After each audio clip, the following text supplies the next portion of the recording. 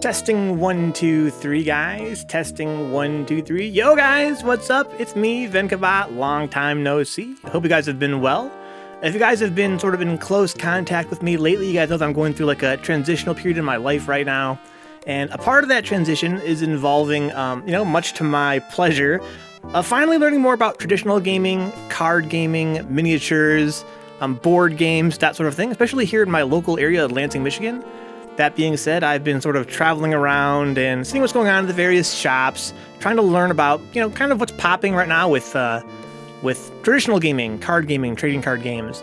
And I'm really grateful to find folks at Hoplite Games in Lansing who have, gone out of their way. Shout out to Wolfen, one of the employees there, for helping me learn my first ever trading card game, Star Wars Unlimited.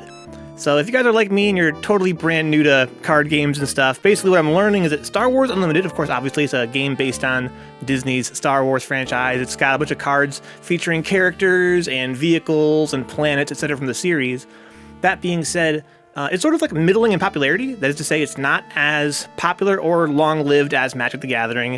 At the same time, it's still active. It's still getting new sets. It's still being played. But it kind of seems like, at least here in Lansing, it's kind of a challenge to find a group to play with. That being said, that's why I'm extra grateful to the folks at Hoplite for getting games at me and kind of showing me the ropes. That being said, I thought I'd make like a little video here, like a little video diary about my first experience trying to customize my deck. So I bought this deck at Hoplite. It's a $25 Han Solo starter deck, and I've been using it for all of my tutorial games with Wolfen, and I found it to be a very strong deck. It seems like it's pretty capable. I had a customer kind of, walk by and comment on our game and mentioned that, at least from his perspective as a player of this game, it seems like starter decks in this game are the strongest in the industry.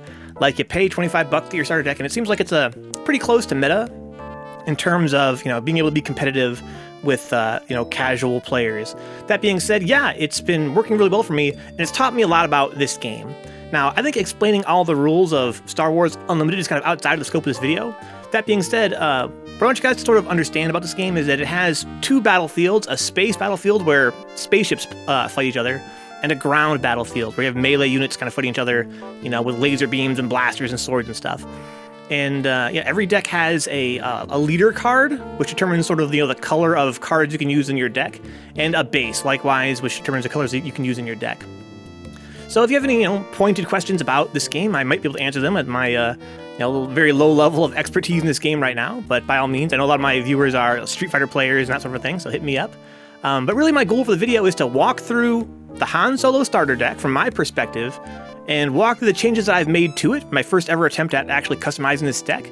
And, maybe some players that are familiar with this game can give me some advice regarding maybe the changes I made, things that kind of make sense, or maybe some things that don't make sense. Maybe I made some changes that actually make the deck weaker, I don't know.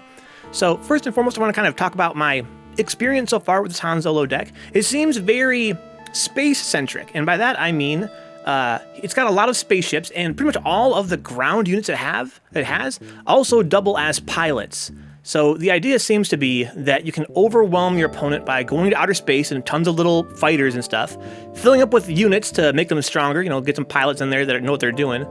And then you can kind of, if your opponent doesn't have strong space defenses, you can really get a lot of damage very quickly. And it kind of feels like it's got like a rushdown element to that capacity. Or if your opponent has some space units of their own, I could probably overwhelm them with this deck. So it's a very strong space fleet, and kind of a focus on upgrading your spaceships with these pilots. Now, another gimmick of the Han Solo deck is that it's all the cards have an odd number for the cost. So in this game, you spend resources to place units, right? And all the Han Solo deck cards have an odd cost. Which is to say, it's a cost of 1 or 3 or 5. There's no 2s or 4s or 6s in there. And some of the cards have special properties based on them being odd. I guess it must be a pun, right? Because his catchphrase is "never tell me the odds." So I guess they decided to sort of run with that and make all of his cards odd cards.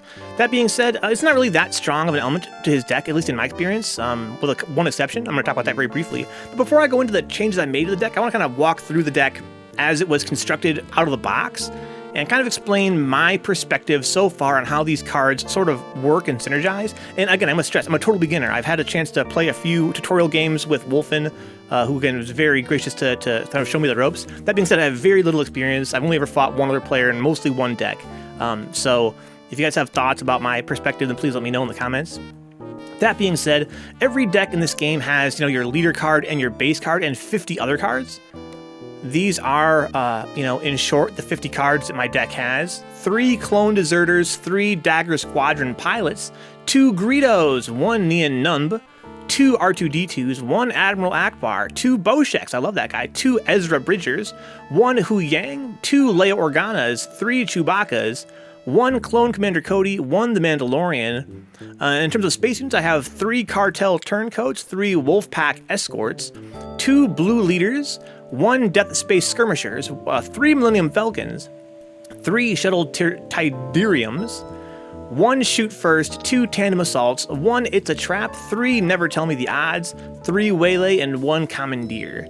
So again, before I go through the changes I've made to this deck, which are quite minor, I want to go through and kind of share my thoughts on the deck so far as a new player, my analysis. And again, if you guys have any extra analysis, please let me know. So, going through these cards kind of one at a time, the Clone Deserter is a card that it comes with 3 in this deck, and I don't like this guy. I don't like him. He's very cheap, which I love. He only costs 1 resource to put him into play. He's got pretty good defense. It kind of feels like for a 1 cost. And he also heals your base when he attacks. He has this restore property. So if he attacks the enemy, my base gets 1 point of healing. I don't really understand this property that well so far. It seems like getting a 1 restore is not very strong. To be fair, it only costs 1. But restoring 1 point in my base, I guess that could be the point that saves you the game, potentially. So there is that. But yeah, Restore, I'm not really in love with this trait. Bounty is interesting. So Bounty in this game means that if this guy dies, then my opponent gets to draw a card. So that makes him, extra shitty. You know what I'm saying? You pay 1 resource to put him out, and for being a 1 resource, he's not bad on the ground. He has 2 attack power and 3 HP.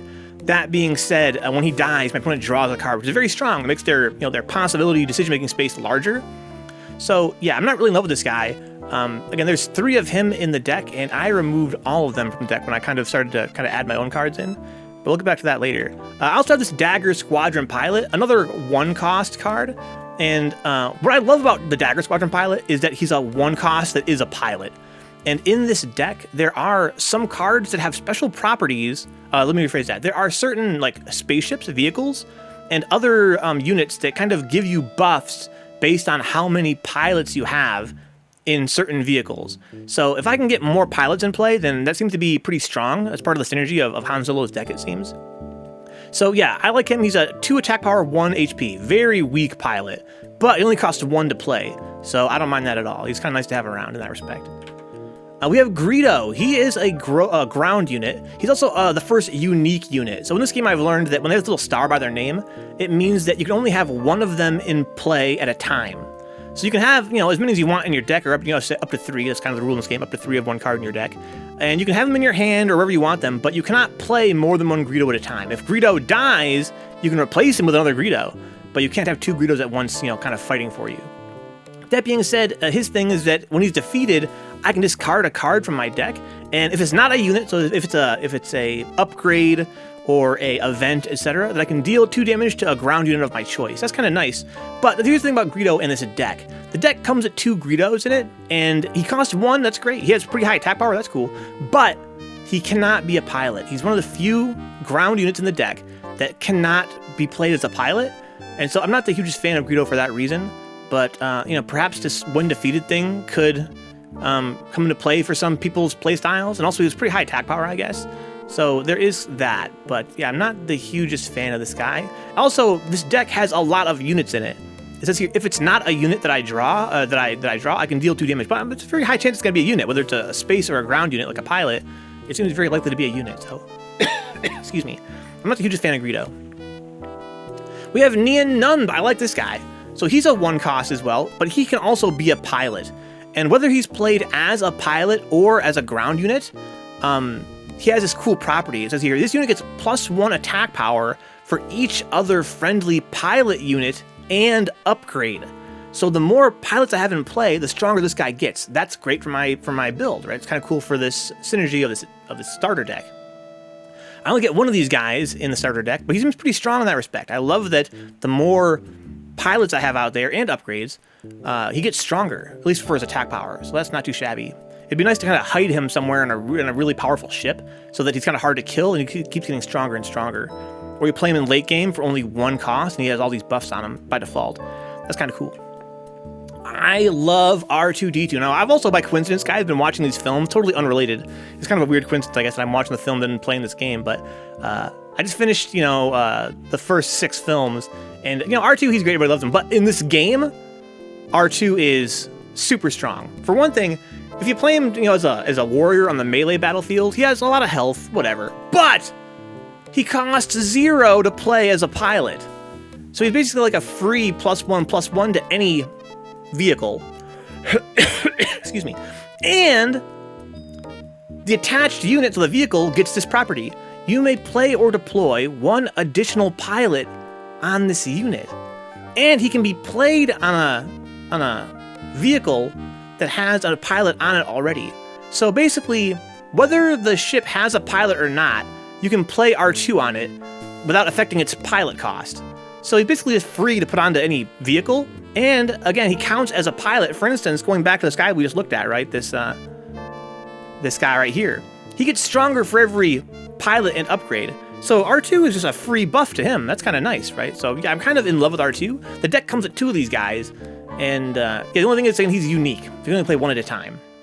That's kind of his only weakness, it seems. But yeah, he's great. I love him. Here's Admiral Akbar. I've not made great use of this guy so far. I think, 1 of them in this starter deck. It says here that when he attacks, I get that healing ability, where he attacks, I get health back in my base by a little bit. But here's the thing. When he's played, I may deal damage to a unit equal to the number of units you control in its arena. So, this is an interesting trait. Now, I think that I actually left him in my deck. I've never played him so far. But when I noticed this property he has, it made me want to keep him in my deck in the short term. You may deal damage to a unit equal to the number of units you control in its arena. So what that really means for this deck is that if I have, let's say, 4 spaceships, I can play Admiral Akbar and just do 4 damage straight up to an enemy spaceship, which is very likely to kill it. So that's interesting how if I can afford this guy's cost of 3, I can play him and potentially just wipe out an enemy spaceship. The only problem is that, based on my experience so far fighting, Wolfen, who's been, again, so gracious as to teach me the game, he doesn't tend to have a lot of spaceships. So I haven't really had the chance to really fight spatial, space versus space warfare. So yeah, Akbar has not been that useful for me so far, but it seems like it could be okay. Boshek. I love Boshek, guys. Look at this sexy, sexy beast drinking his sexy blue milk. He's a charismatic smuggler. I have no clue what he's from. But here's his thing. Boshek's thing is he costs 3 to play. That's great. But if I play him as a pilot, and I ump to, then I discard 2 cards from my deck, and I return each of those cards with an odd cost to my hand. Now again, every single card in the starting deck, a Han starting deck, has an odd cost. So basically, if I can play Boshek, I just get to fucking A, raise a ship's attack power by 1 and HP by 2, and B, I can also draw 2 cards, basically. And C, it'll make other units stronger, like that Nien Numb guy, that gets stronger as there's more pilots in play. So yeah, so Boshek I have got a lot of success with so far, and his only weakness is he's unique. So you can't just play all the Bosheks you want. Which is something that I didn't know my first few games playing. Wolfen and I didn't realize this the unique rule. So I had like 3 Millennium Falcons and 2 Bosheks in play at the same time. But yeah, that's kind of his downside. You can only play 1 at a time. Ezra Bridger. This is a ground-only unit. He has a few different properties. He's a Force user, he's a Rebel, he's a Spectre, whatever that means. When he attacks successfully, I can look at the top card of my deck. I can play it if I can pay for it. I can discard it or leave it on top of my deck. So this doesn't really work for this starter deck, it feels to me, for a few reasons. And I removed the 2 Ezras that come with the starter deck when I made my changes recently. So here's the thing. He can't be a pilot. He doesn't pilot, he always fights on the ground. He's got a lot of attack power and a lot of health. For being a 3 cost, he's not too terrible. But this thing where I can look at a card on my deck, and then I can play it or discard it or leave it there, I don't really get it. It's not really a huge advantage. It doesn't really synergize with anything going on with his Han deck.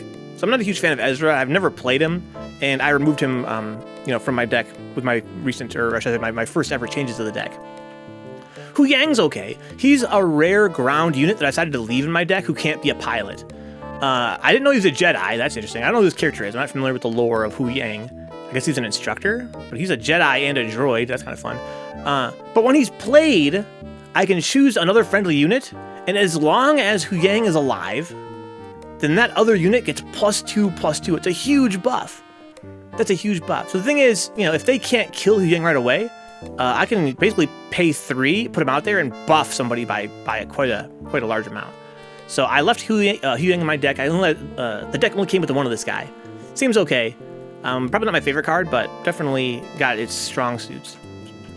Leia Organa is a card I have not used yet, but I also didn't really understand it until I was going through my deck tonight and trying to make changes to it. Here's her thing. She can heal when she attacks. Whoop-de-doo. She has okay attack power, okay health for being a 3 cost. But here's the thing. When she's played, I may attack with a pilot unit or a unit with a pilot on it. It gets +1 and gains restore 1. So it kind of feels like when you play Leia, you're doing 2 things. One is you're putting a unit on the melee battlefield who has 3 attack power and 4 health. Not bad. But also, I can attack with a spaceship at the same exact time. And in this game, the way that the turns play out, timing is very sensitive. You're always kind of in a rush to get things done. So being able to do 2 things in 1 turn, it seems pretty strong. I decided to leave her in my deck for now. I think there's 2 of her in the starter deck. So yeah, maybe not my favorite card, but definitely I can see her strengths. Now, this guy, this hairy dude, I could kiss him right on his big smoochy lips. This guy costs 5, very expensive, but he is a beast, both on the ground and in the sky. He has 5/6 on the ground, very impressive, and he has +3/+3 as a pilot. Once we get to the Millennium Falcon, I can talk more about why this is important. But his piloting, he actually is cheaper to play as a pilot. He only costs 3 to play as a pilot. And the thing is, if he's attached to a spaceship, that ship cannot be returned to my hand by enemy card. It can be defeated or returned to hand by enemy card abilities. So it means that you have to kill them by attacking them. And there are other ways to kill vehicles and stuff in this game, regarding like side effects or special spells or whatever, right? So yeah, it's kind of interesting to kind of have that defensive buff. But most importantly, although this is kind of nice, just having +3/+3 is really the most important thing. He's an amazing pilot. And again, once we get to the Falcon, I'm going to talk more about that, his importance. Here's Clone Commander Cody. This is a unit that I wanted to remove from my deck, but I really couldn't get around to it because I just didn't have enough cards from the boosters I've opened to really fill it out the way I wanted to. He's still in my deck for now, but he comes with the deck, the $25 Han deck, and he has some pretty decent perks here. He has 2 really strong perks, but he can't be a pilot, so I'm not really in love with him in that respect. But here's the thing. He has this Overwhelm perk, which is when attacking an enemy unit, deal excess damage to the opponent's base. So let's say he fights a unit that has 2 HP. He kills that unit and then does 2 more to their base. That's pretty strong. But more importantly, he has this cool-ass coordinate ability. Every friendly unit gets +1/+1, 6. So everything gets a buff. That's amazing. And they gain Overwhelm. So basically, let's say that I've got 4 spaceships and I play Commander Cody. They all get buffed and they bleed damage over to the base that they're trying to destroy. That's fantastic. The only downside is that, by this point in the game with this style of deck, because my deck is so space focused, if I put down Cody, he's going to die instantly. He has 4 health. This is pretty late in the game once you have 5 resources, so he's going to be slaughtered. Nobody wants to leave him alive. Now, in that respect, I guess, absorb some of their turns, right? I can absorb them, they won't be able to attack my base or trying to kill Cody, right? So there is that, but yeah, not really super in love with him. But he has some pretty strong perks for sure. Maybe not for this Han deck as much. If I had more, protection for him, like some ground sentinels, that could be different. But yeah, he's pretty okay, but maybe not for my deck right now. The Mandalorian is another character that I don't really like that much for a couple reasons. One is that, he's okay as a pilot. He costs 5, he's very expensive, and compared to Chewbacca, you can see that he's not really that strong of a pilot. That being said, he only costs 2 to play as a pilot, and when you play him as a pilot, I can exhaust an enemy unit in this arena. So basically, if there's a spaceship out there, he can disable that spaceship as soon as he arrives in the scene. That's great, except that this style of deck, this Han deck, does have no problem with dealing with space. Like, its whole thing is controlling the space battlefield, the space arena. And so, if there's anything alive in the space arena, I kind of feels like I'm doing something wrong. So yeah, it kind of feels as though he's not really that great. Also, I can't even play him as a ground unit in this deck because he requires 2 yellow, 2 yellow energies to keep him, to play him as a ground unit. And this deck's, it doesn't have 2 yellow energies, so you can only play him as a pilot. He's okay as a pilot, but not my favorite. I think I left him in my deck because, he is a pilot, and I don't really have a lot of great cards to replace him with. But yeah, now we're getting some spaceship stuff, guys. The Cartel Turncoat, I love. Its only downside is that, if you kill it, you get to draw a card. That stinks. But it has pretty decent stats, but most importantly, it costs 1. And so much of my synergy in this Han deck is getting spaceships and pilots just out there, just shitting them out, right? Get them onto the battlefield as fast as I can. And so having a spaceship with 2/3 and it costs only 1, and I can put a pilot onto it, that's really, really strong. So I'm in love with this Cartel Turncoat. Again, the only downside is this bounty aspect to it. The Wolfpack Escort, it is, again, really its main reason it's in my favorite cards is that it's a flying ship that costs 1. Really, it's not, that strong in terms of its stats, but if your opponent doesn't really have any spaceships in play to kill it, then, it's just out there, occupying space, and I love that. If I play it, I can return a friendly non-leader, non-vehicle to its owner's hands, on my hand, basically. So if I want to protect somebody, I can kind of, send them out there and pull somebody back before they get killed. I've never done that. It's hard for me to sort of imagine why I would need to do that, but I can sort of conceive that being useful, at some point. The blue leader is really cool. He has this cool ambush ability. So in this game, when you play a unit, it cannot attack for that entire phase. You have to wait until the next phase for it to be able to attack at all. But if it has ambush, that's not true. You can attack as soon as you play it. Ooh. And it has 3/3. Ooh, that's real nice. Also, I can make it, I can turn it into a ground unit and it gets stronger. I don't know the lore.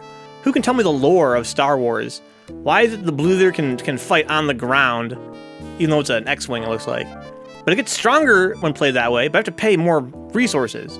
So it's more expense, but it can be played on the ground. I don't really get it. It gets stronger. That's cool, I guess. It becomes a 5/5, basically. So I can pay 5, make it into a 5/5. That's cool, I guess.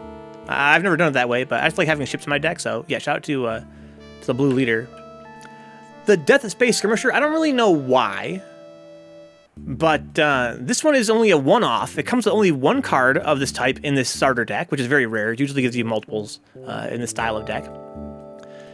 It is an underworld vehicle, and when you play it for a cost of 3, if I control another space unit, then I can exhaust an enemy unit. So I can basically take away one of their units for a phase. That's great. For 3, it's pretty strong. It's got pretty high stats. Maybe that's why it's only 1 in the deck. It seems like a pretty strong card in general. Yeah, I like this guy. It's also, you can stack pilots on there, which is really kind of the whole synergy of this deck, is stacking pilots. Now, here's the thing. This is the guy right here. This is the star of this deck. You wouldn't be surprised it being a Han Solo deck. This is the Millennium Falcon. For 3 energy, that's pretty high stats, 3 and 4. So a little bit higher health than usual.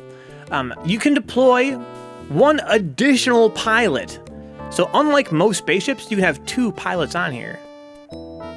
And it gets +1 attack power for every pilot on it. So basically, this is what I wanted to talk about Chewbacca about, right? So if you have the Falcon in play, and you put Chewbacca on there, he adds +3/+3 to a ship he's piloting. So it becomes a 3/7 with Chewbacca on it, but it gets +1 for every pilot on it. So it becomes actually a 7/7. That's real nasty. But wait, there's more. You put R2-D2 on there, right? He can stack with any ship, right? We kind of explained that earlier. So he adds +1/+1, so it becomes an 8/8. But then that also adds another +1. So now it's a 9/8. And then finally, there's a perk we'll look at in a second here regarding Han Solo, where your leader card can come into play, at least Han Solo can, once you kind of reach like phase 4 of the game or so. And he is an amazing pilot. You put Han Solo and Chewbacca and R2-D2 on this Millennium Falcon, and it becomes basically unkillable. And it's really not that hard to do because this deck comes with 3 of these Falcons. To be fair, you can only play one at a time, but you also have 3 Chewbaccas and 2 R2-D2s. So if you can start stacking this thing up with good pilots, it becomes a real nasty spaceship. Very hard to deal with. And yeah, this is kind of like the crown jewel of the deck, it seems to me, along with Han, the leader card. But yeah, I'm in love with this Millennium Falcon. Definitely a very strong card. This is an interesting card right here, the Shuttle Tidarium. It's basically, you know, I like it because it's a spaceship, and that's kind of this deck's whole synergy. It's got higher than usual health, but when you attack with it, it makes other cards stronger. These experience tokens, they make a card get +1 attack and +1 defense. So every turn this guy attacks, it can make somebody else stronger. That's really good for the Falcon, right? If you have a Falcon in play, making it stronger, that is pretty nasty. This is a really good event card. These event cards kind of like spells or instants, whatever you want to call them, right? You just kind of use it and it has an effect. The gimmick of this card is that you can make any unit attack, and they get +1 attack power for that time they attack. But unlike the way the game's mechanics usually work, you don't trade. So normally in Star Wars, it's kind of it took me a minute to kind of get my head around. Basically, whenever you attack a unit, they attack you back. So it's not as though, you know, you get like some kind of initiative, or it's not as though you attack them and then it takes their turn to attack you back. No, if you attack them, they always attack you right back, and it doesn't cost them their turn. So it's kind of risky to attack somebody, but with shoot first, you get +1 attack power, which makes you more likely to kill them. And if they die, they don't hit you back. This card is super strong. The deck only comes with 1 of these cards. I would love to get more of these cards. This is very good for 1 cost. That is super gross. Tandem Assault is an event I'm not super in love with because it relies on having ground units in play. And I don't tend to have that many ground units in play. So here's the thing with this event card. You play it, and you can attack with a space unit. If I do attack with a ground unit as well in the same turn, it's kind of nice. And we mentioned how like turn timing is kind of delicate in this game. So you can attack with 2 things at the same time, that's great. And the ground unit gets +2 attack power. So for a 1 cost, you get to attack with 2 guys in 1 turn, and the ground guy gets more attack power by quite a bit. That's really strong, you would think. The only reason I don't like it is I don't tend to have ground units in play. So yeah, this thing, the deck comes with 2 of these, I think. And yeah, I think they're still in my deck right now, but I wouldn't mind losing them. But you know, it's not super terrible for sure. Now this is one that I got rid of when I edited my deck. It costs 3. It's a trap. It is an event card. And if an opponent controls more space units than I do, ready each space unit you control. This is really silly to me, especially for a 3 cost in this deck of all decks. Because, at least in my limited experience with this game, it seems highly unlikely that my opponent will ever have more spaceships than I do. So yeah, if an opponent controls more space units than I do, ready each space unit you control. They would need to have quite a bit to have more than me. So this guy is not really my favorite card, and I think I got rid of him when I was reconfiguring my deck recently. This one's one I got rid of. This deck comes with 3 of these. The Han Solo deck comes with 3 of these. Never tell me the odds. I discard 3 cards from the opponent's deck and 3 cards from my deck. Deal damage to a unit, not to a base, not to their base, but to any unit, equal to the number of cards with an odd cost discarded this way. So that means that with this deck, you are guaranteed at least 3 damage on any unit that you want. With, you know, they can't fire back at you because it's an event card, right? Also, if, let's say they have 2 cards that are odd and one that's even that is discarded, that means I can do 5 damage to any unit that I want to do it to. But the downside is it costs 3. Again, the upside is that, you know, my units don't take any damage in retaliation, but at a cost of 3, I'm not really super in love with this card. It's just because it relies on my opponent having odd cards. So, yeah, that's kind of a drag, but I can see it has some utility. The deck comes with 3 of these. It also has 3 of these waylays. I can return a non-leader unit to its owner's hand for a cost of 3. Once again, you could use it defensively, right? To sort of like rescue somebody from your, you know, if they're like in danger, I can rescue one of my own guys. This guy's name, the actual artist name is Axel Hutt. It says Amelie Hutt right there. Anyway, it's pretty funny how it says Hutt. I can use it on the opponent's characters as well. So the advantage to this is that if they spend resources to play a unit, I can send them right back to the opponent's hand and force them to pay that cost to play them again. So it's kind of a way to drain my opponent's like resources. Not super in love with it. It's a little bit technical that way, but I can definitely see its utility. This card I hate. Maybe I don't understand it. Commandeer, it costs 5. I can take control of a non-leader vehicle unit that costs 6 or less without a pilot on it. If you do, ready it. At the start of the next regroup phase, return that unit to its owner's hand. So basically, for 1 turn, at a cost of 5, for 1 turn, I can take control of an enemy vehicle. So you'd presume I'd probably want to attack them with it. But then, on the next phase, they get that unit right back. They don't get it back on the battlefield, they have to play it again, so that's, again, that cost. But yeah, I just kind of hard to imagine really making use of this. It seems kind of technical, kind of situational. At a cost of 5, it's pretty expensive. So yeah, I don't really love this Commandeer card. This might be the last card. Yeah, so before I kind of go into the changes I made to the deck, I want to talk about Han Solo as a leader as well. If I click him, can I do anything fun? I'm messed up here. So Han Solo, here's this thing, right? He's a leader. Every single phase you can use the leader's action, and his gimmick is that if I want to attack with a unit, instead of attacking with the unit directly, I can use Han Solo's ability to attack with his ability. And if I turn over the top card on my deck and it has an odd cost, then that unit that I'm attacking with gets 1 extra attack power point. So basically, with this deck, you are guaranteed +1 on one of your attacks, as long as you're not like me and you remember to actually use Han. I always forget to use him. But what really makes Han strong, and I'm not sure if I'm going to be able to, like, oh, actually, I know what to do. If I go through this now, and here he is. Han Solo, his real strength is this aspect, playing him as a unit. So once you have reached like phase 4 of the game, you can play your leader as a unit, at least in Han's case. And he has super strong piloting, even stronger than Chewbacca, 3-4. But also there's this, which is gross. When deployed as an upgrade, so you deploy him as a pilot, for each friendly unit or upgrade that has an odd cost, ready a resource. So if you play him very late in the phase, you can refresh all of your resources because all the cards in this deck have an odd cost. So that is a really strong property of his, and it kind of synergizes with this whole odd number cost thing really well. And that is the Han Solo starter deck. It's, in my experience, again, a very strong deck. It's control of outer space, the emphasis on having space vehicles stacked with pilots makes it very strong, and it seems like it's pretty easy to get a lot of momentum early in the game. That being said, as I'm kind of explaining my perspective on these various cards, you get the impression that there's some that I really don't like that much or have not found a good use for. So, in my short time playing this game, I've accrued a few different booster packs, and I finally went through my, boosters. I haven't actually gone through and looked at them until now, and decided that there are some cards I wanted to swap in as a way to get other cards out. So the cards that I'm adding mostly are not that, that mind-blowing, but they are definitely something. There's something,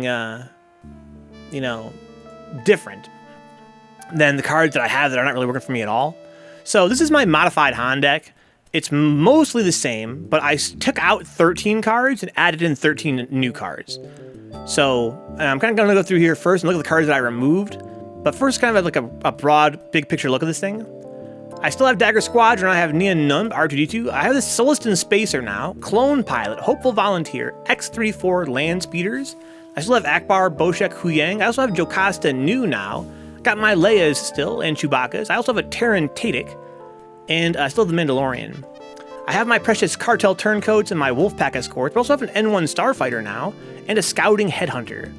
I still have my 2 Blue Leaders and my Death Space Skirmisher, but now I have a Hive Defense Wing. I got my 3 Falcons still and my 3 Shuttle Tidariums, but also a Blue Squadron Assault Wing. I added in this Barrel Roll and this Last Words, but I kept my Tandem Assault and Waylay for now at least. So let's go look at the cards that I removed first of all. The cards I removed are the Clone Deserters, like I mentioned. I don't like them because they can't be pilots. They're very cheap, that's nice. But between this bounty aspect and them not being able to be pilots, I decided to get rid of all 3. Make some space for other stuff. Greedo, likewise, a ground unit that cannot be a pilot. So I decided to get rid of the 2 Greedos that come with the Han deck. The Ezra's, same story. Kind of getting like seeing a trend here, right? Ezra, I never really found a use for him. The fact that he can't be a pilot, maybe I'm oversimplifying this deck. Maybe one day I'll wish I had more strong ground units. But it kind of feels like, with this style of deck, you would want to have that flexibility of having them, if you need a ground unit, they can be ground units. I mean, all the pilots can be ground units for the most part. It's just that you usually want them to be a pilot. But yeah, I don't really like these guys that can't be a pilot no matter what. Same with Cody. Now, I forgot I removed Cody.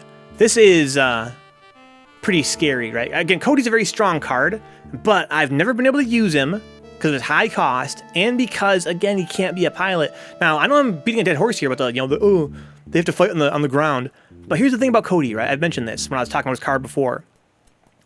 Yeah, his coordinate ability is really strong, but it relies on him being alive. And by the time I'm so far into the game that I can pay 5 to put down a ground unit, he's dead as soon as he enters the battlefield. If he goes to the ground, I have no sentinel cards on the ground. These sentinel cards mean that your opponent has to attack them and not attack somebody else. I have no ground sentinels, so putting him down is just a death sentence. It's a total waste in my opinion. So I removed the Cody for that reason. I can see how if you had a lot of ground sentinel cards, this guy could be really strong. But in this Han deck where the emphasis is on space, he seems to be not that strong. I lost. It's a trap. This seems totally miscast in this deck, right? If they control more space units than I do, ready each space unit, how the hell are they gonna have more space than me? I'm fucking Han Solo. My entire deck is about space units. So yeah, I didn't like it. The trap. I got rid of it. And same with this one. This one, as I verbalized thought to you guys only a few minutes ago, I kind of began to see the light and how this card would be used. It is kind of nice that you can do 3 to 6 damage to any unit without reprisal. That's really strong in this game because of the whole counter hit mechanic. But again, the deck comes with 3 of these things. They cost 3 to use. I decided to get rid of them. I'm not a huge fan of it. And the Commandeer. Oh, this card. I've never used it. It just seems worthless to me. It costs a whole 5. You get their unit for 1 turn, and then they get it back. I mean, come on. Doesn't even destroy the unit. Doesn't even destroy their ship. Come on. And here's some new cards I added. So the cards I added, these are from booster packs. I'm sure that there are some people that will tell me right off the bat that buying boosters is real dumb. This being my first experience playing a trading card game, I decided to go with boosters to kind of get that, that whimsical aspect to it, the loot box aspect. I've heard it said 1,000 times that the best way to save money in this hobby is to buy singles, right? Don't buy boosters and hope you get something good. Just spend a little more and buy a damn single and you're getting something good, right? But I kind of figured I'd just, buy a few boosters and see what I can make out of it. So, but I guess my point is this. All the cards I've added to this deck are mostly just the singles I have found from boosters. So they're kind of thrown in here more or less randomly. Again, my goal editing this deck was to remove the cards that I really did not like and put in cards that seem like they synergize better with the strats that I've been using so far. So here's Salustin Spacer. He's kind of fun for one thing. He has no color, so he can be put into any deck. Unfortunately, he's not really any good either. He's really crappy. So him being colorless doesn't really give him, he's not really that amazing. That being said, it is a pilot. That was my thinking. Put in another cheap pilot because of the characters that, the other characters and mechanics that get buffed when there's more pilots on them.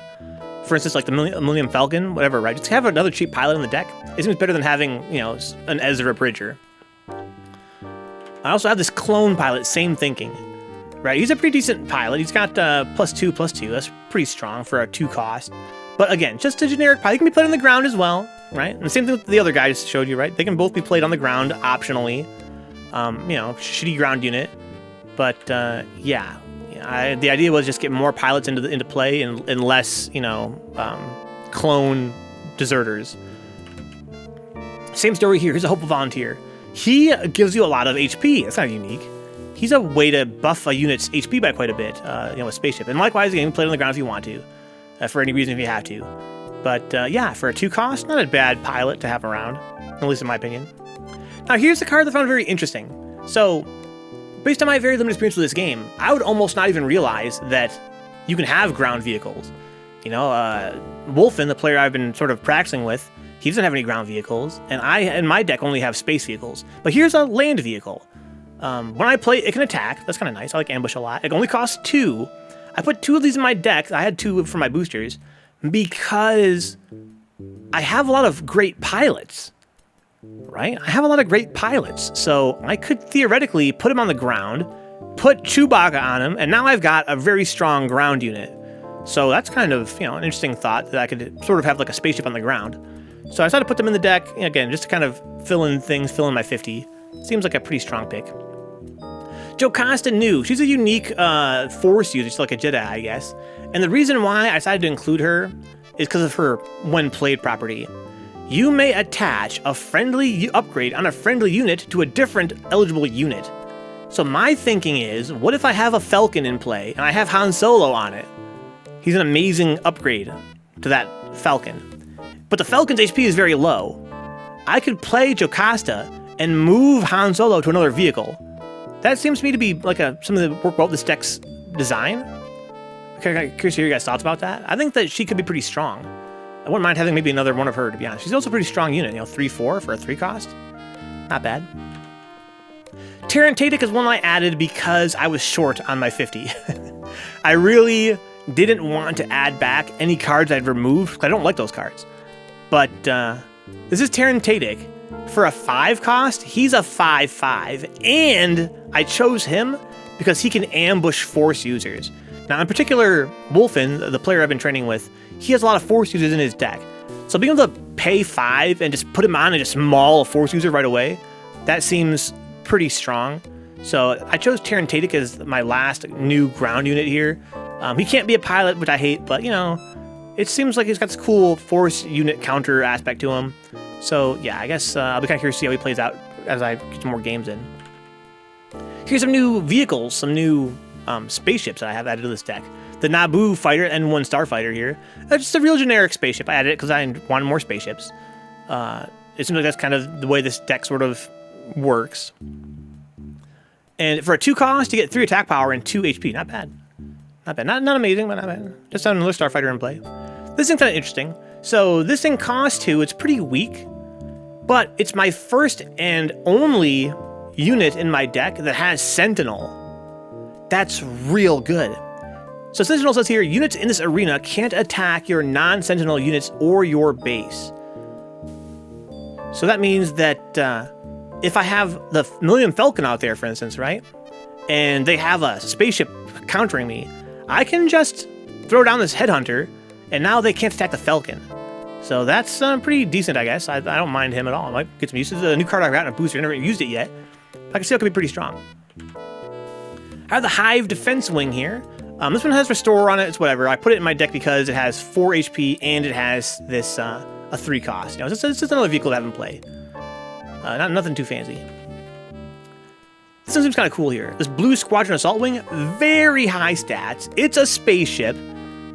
And it has a raid, which means that I get attack power when I'm attacking offensively, right? So if I attack offensively, I get 6. But if I'm defensive, I only attack 5. But yeah, this thing put Han Solo on here and R2-D2, and you got a real nasty spaceship. So I'm kind of glad I pulled this. I'm not sure if it's considered to be like really strong, but it seems kind of strong. Here's a new event that I drew that seems to suit this deck's synergy pretty well. I attack with a space unit. After I complete the attack, I can exhaust a space unit. So again, if I have the Falcon out there and they have an opposing starship, I can attack with the Falcon and then just disable their starship. They can't attack me. They can't attack me. Trying to kill my Falcon afterward. That seems real nice for a 1 cost. That's kind of sick. I mean, I wish I had more of these. For only 1, that seems really good. The downside is they have to have spaceships. This one is kind of whatever to me. I included it because I needed to fill out the 50 cards. It's called Last Words. It says here, if a friendly unit was defeated this phase, give 2 experience tokens up to +2/+2 to a unit. So if somebody dies, I can spend 2 and buff somebody. That's kind of situational. I can see how that could be good, but yeah, again, a little bit more technical. And yeah, I guess that's my last change to this deck. So again, I removed 13 cards and I added 13 cards. And I'm kind of curious to see if I end up missing the cards I removed. It seems unlikely, But I do kind of feel as though, so what I really did, right, if you look at the changes I made, I basically removed a bunch of ground units that can't be pilots and replaced them with more spaceships and more pilots. I think that because of, cards like the Millennium Falcon and cards like Nia Numb, who get buffed based on how many pilots are out there, I think that this deck's kind of its synergy is kind of based around getting pilots out. You'll see that I actually broke the deck's, like, one of its main gimmicks by adding cards that cost 2, but not that many. I added in, 1, 2, 3, 4, 5 cards. It looks like 6. I added 6 cards that cost 2. So that means that some of the cards where it relies on drawing odd cards, I have a slight chance to not draw odd. But I think it's still a high enough chance to draw odd. I'm not too worried about that. So yeah, I guess I'm wondering if just simply having more spaceships and more pilots is going to be a big boon to the playstyle of this deck. That being said, also, I kind of kept the ratio of space units and ground units the same. So although I removed some ground units that are only good for the ground, I replaced them with pilots, which can be ground or upgrades. So really, I've got a good number of ground units, got a good number of space units. I have more units that cost 1, which is kind of an issue I've had with this deck. And the bulk of my units cost 3, which I think makes sense. That means that I can get them pretty early in the game. At the same time, later in the game, I can put more out at a time. Yeah, I think my expectation is that this is overall an improvement on the starter deck. But I wouldn't be surprised if somebody was able to kind of look at this and tell me that I actually made a mistake in some capacity, or otherwise, I didn't foresee some scenario where perhaps some of these cards I removed could actually be really good. Yeah, sorry for going on for almost an hour now. I didn't expect for this video to go on that long. But yeah, this is sort of like my first time playing a card game ever, and my first time ever modifying a deck. I kind of wanted to give a little video diary regarding my thought process. And yeah, if you happen to make it this far and you're familiar with Star Wars Unlimited, then let me know your thoughts on this. And as always, guys, thank you for everything. Thank you for all you guys' support over the years and making this channel possible. Like I mentioned, I'm kind of in a phase right now in my life where things are kind of changing up. So I hope you guys have a kick-ass remainder of your day, and I will see you around. Peace!